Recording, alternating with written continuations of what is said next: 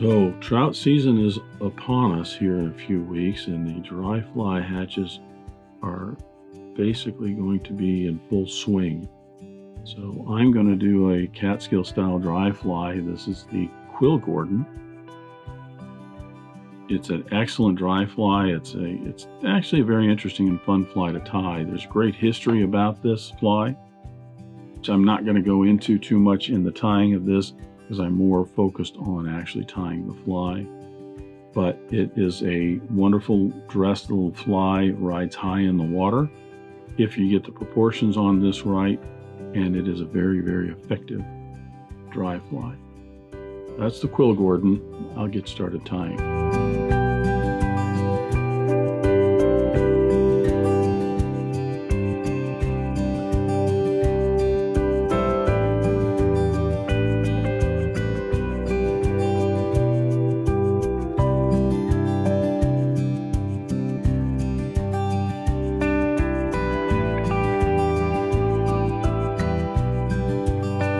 I start the Quill Gordon by placing my hook in the vise. This is a Mustad R50.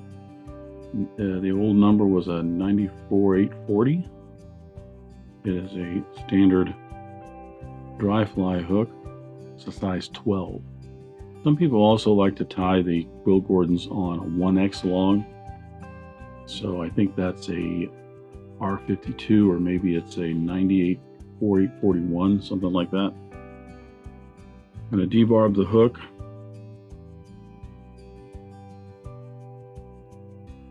For thread, I'm using a Danville 6/0 in gray.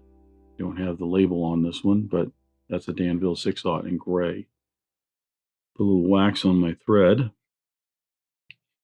I'm going to attach my thread just a little bit behind the eye of the hook, and I'm going to advance it down to about 2/3 down the hook shank.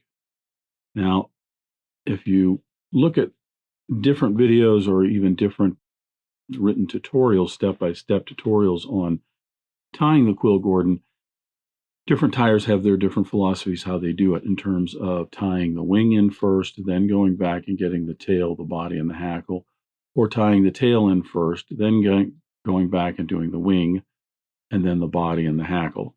My preference is to do the wing first, because then I don't have to deal with the tail back here or get too many thread wraps. I can actually work around some of that wing material that adds bulk here, but it's skinny here. And that's just my preference. The wing for the Quill Gordon is going to be about 2/3 down the hook shank. And remember, proportions on this are kind of important. Making certain that you've got things tied in the right place is going to make a difference on how this fly rides in the water. The original Quill Gordon was tied with a wood duck, a lemon barred mallard, or not mallard, barred wood duck flank. I misspoke there, because a lot of times people will also use a barred mallard that is dyed in a wood duck color. Now, it's a little bit more golden than the actual wood duck, but then again, the flank feather itself is a little fuller. The barbs have more barbules on them. So it's up to you. If you don't have wood duck or can't get it, just go ahead and use some wood duck dyed mallard flank. What you're looking for is a feather that is going to give you some fairly straight and even tips like this. I don't need these that are curved down here, so I'm just going to peel those out. I want to make certain I have mostly just all of these are nice and even across the top. I'm going to clip the stem out here.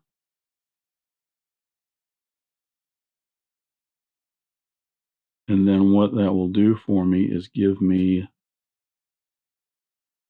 both sides here that I can then kind of fold in together and bring together into a little post of the wood duck flank. Notice the tips are all nice and even here. I want to transfer this over to my left hand before I tie this in. I want to measure, and I want my wing to be a hook length. So that's from the front of the eye of the hook back to the bend. I get that the proper length, then I can tie that in. Make certain that you're not inadvertently moving forward on the hook shank here. You want that wing, once that is propped up, to be right about 2/3 down the shank of the hook. I'm going to wrap this in some tighter wraps, just working my way down almost to the point, and then I'll cut away the excess. I had mentioned earlier about when you tie in the wing, you get a greater diameter right here. That's going to be taken up by the tail. So this area here gets all smoothed off when I tie in the tail. Bring my thread forward, and then I'm going to fold the wing back and bring my thread in front. And here I'm going to build a thread dam.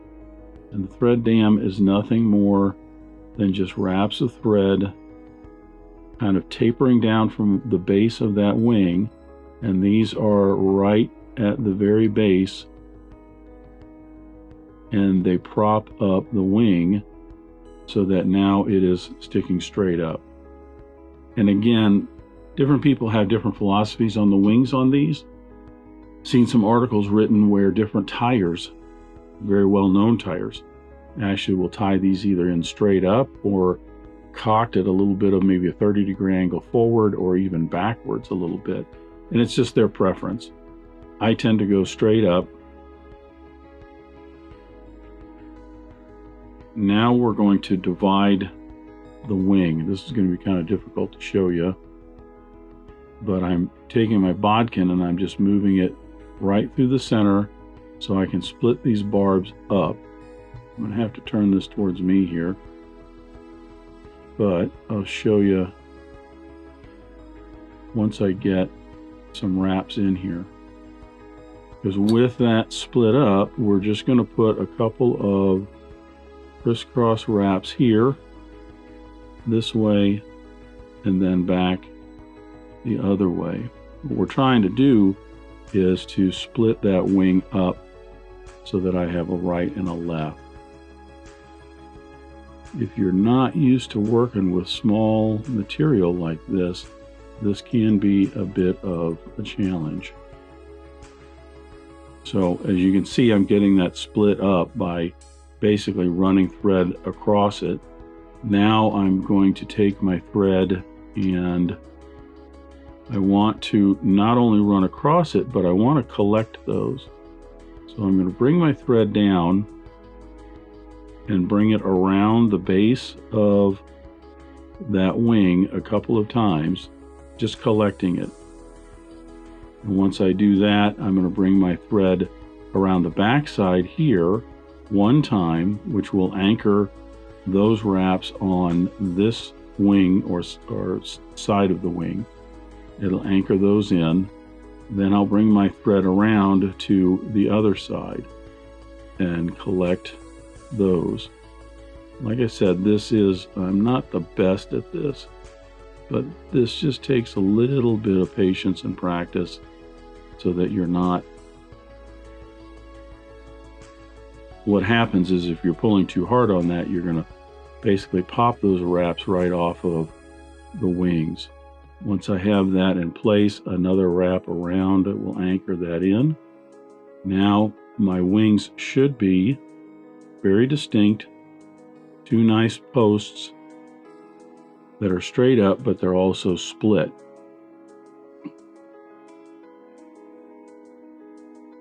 And if you want another couple wraps across the middle, we'll secure those in. As you can see, now if I just kind of push around on the base, I can get those wings to move forward, backward, in and out. So that's the wings. I'm going to advance my thread down to the end of the shank to put in the tail. The tail on the Quill Gordon is also made out of a dun hackle. I'm just taking one of the larger feathers off of my neck, and I'm going to take some of the longer barbules off of this. For this size 12 hook, I'm only going to get 5 or 6 maybe barbules. Don't need a lot. What I'm looking for is just enough to help support the back end of the fly in the surface film. So I'll get those so that they're 90 degrees to the rachis, and I'll peel those off.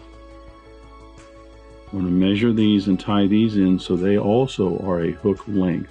This is very important because our resulting hackle is going to be just a bit wider than the gap of the hook. That's going to allow our wings to stick up over the hackles, and it's going to be the right length so that and the tail will hold this fly up in the surface film. So I can tie this in, and you'll notice that when I do, it helps to fill in that gap right here behind the wing where I tied that down. I'm going to put a couple, 2-3 wraps in to secure that, and then I'm going to put one wrap right underneath the tail. That's going to help to prop it up, and then just put a wrap around to secure it. Now I'm going to bind that in, and I'm going to smooth the underbody off for the quill. So this is where the Quill Gordon gets its name, not only because of the man who created the fly, Theodore Gordon. It is made out of peacock quill. Now this is peacock tail feather.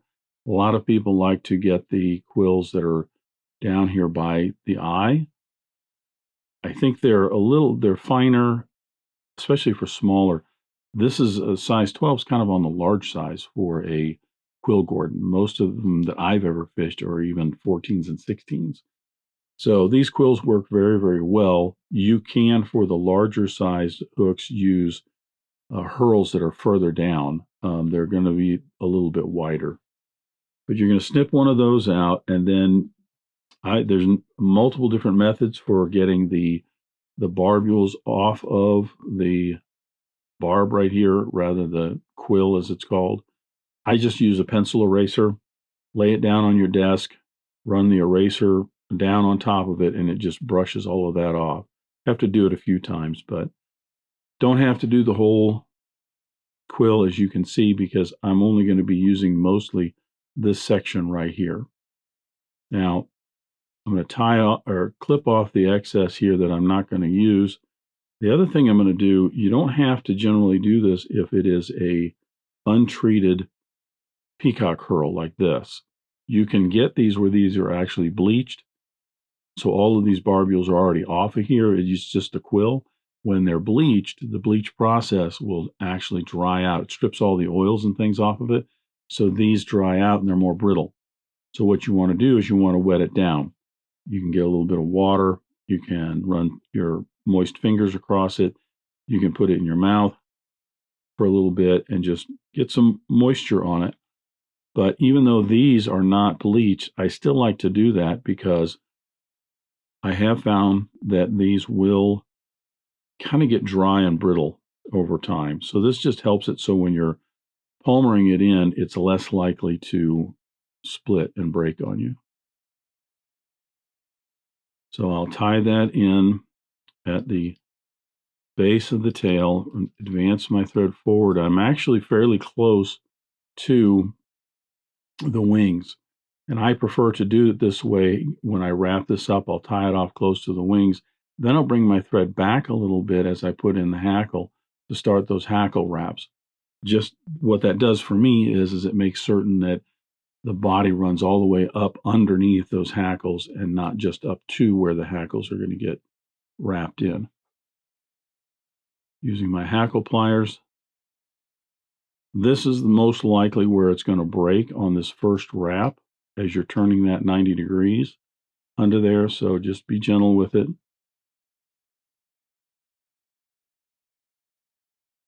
Take your time as you get further up in wrapping the body in. It's a little bit tougher, meaning that it's more resilient, so you don't quite have to be as careful.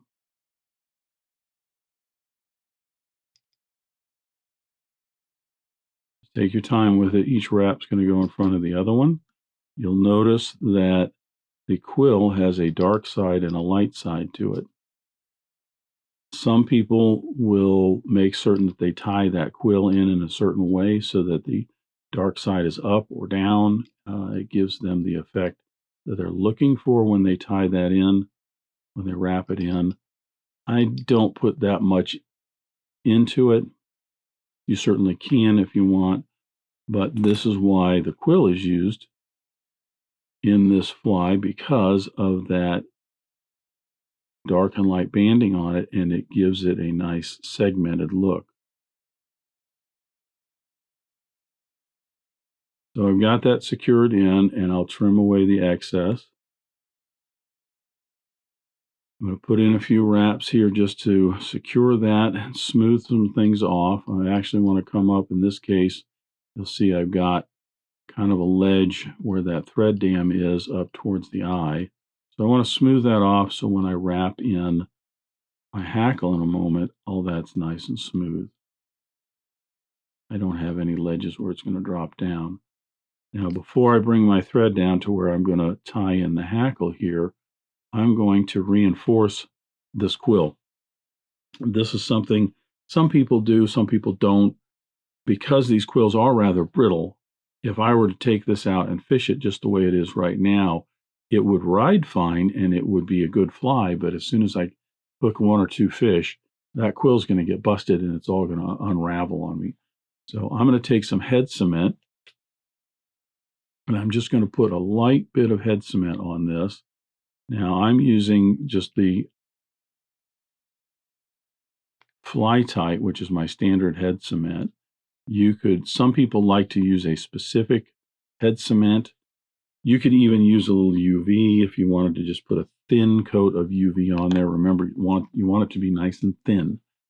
But what that Fly Tight's going to do right now is it's soaking down into the quill as well as the thread wraps underneath. And it's just going to bond it and reinforce it just a little bit better. Then hopefully the fly's going to last for a few more fish. So now we're ready to put the hackle in, and I'm using, this is a Whiting Pro Grade Dun neck. I've already selected my feather, and what I'm looking for is I want the barbs right here to be just a little bit longer than the gap of the hook. So I'm actually going to start this probably up about here. If you were to use this on a hackle gauge and take a look at it on a hackle gauge, I want the barbs to probably be about for a size 10, and even though this is a size 12, I want them to be just a little bit longer.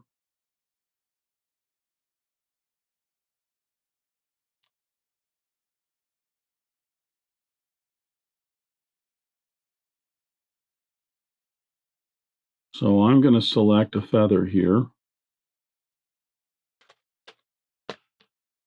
where the quickest and easiest way to gauge this is just bend the feather over like this, and then you can hold those barbs up and see how long they're going to be from the hook shank or the body of the fly on out.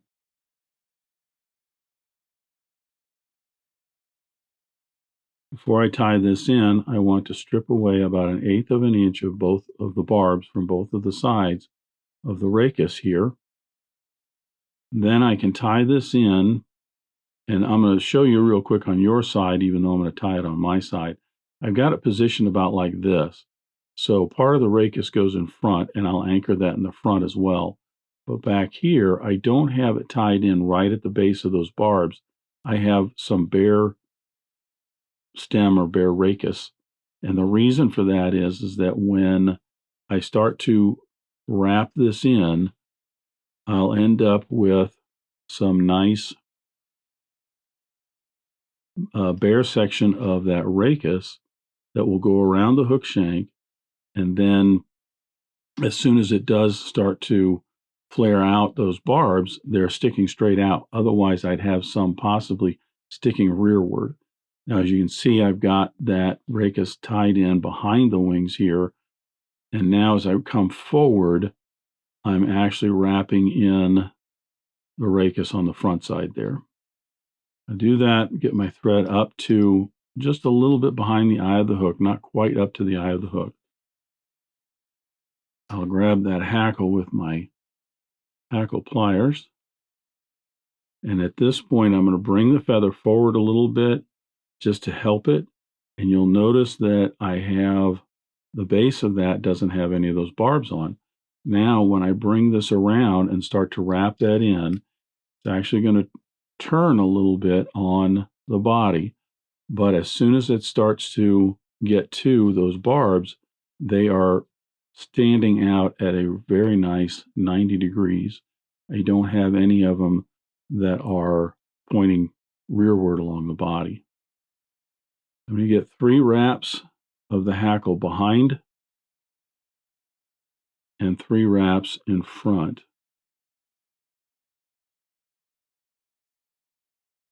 You could potentially, if you want to, put 4 wraps in if you want a little bit fuller, but traditionally the Quill Gordon does not have a real full hackle on it, like, say, a wolf or a humpy or something like that.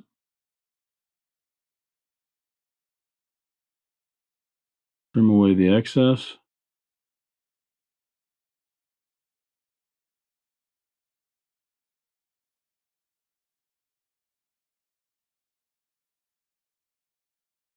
Bring my thread right up behind the eye of the hook and move back a little just to smooth all that off.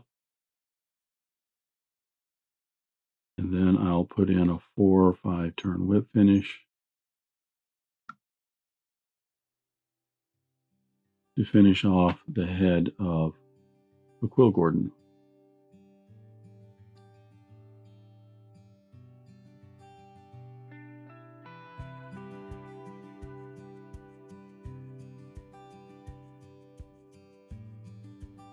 So those hackles might be even a little bit long for this size hook. So you kind of have to be careful with these. But your proportions, like I said, on the Quill Gordon are kind of important because you want that hook suspended in the surface film, and that's what these hackles up front and the tail do.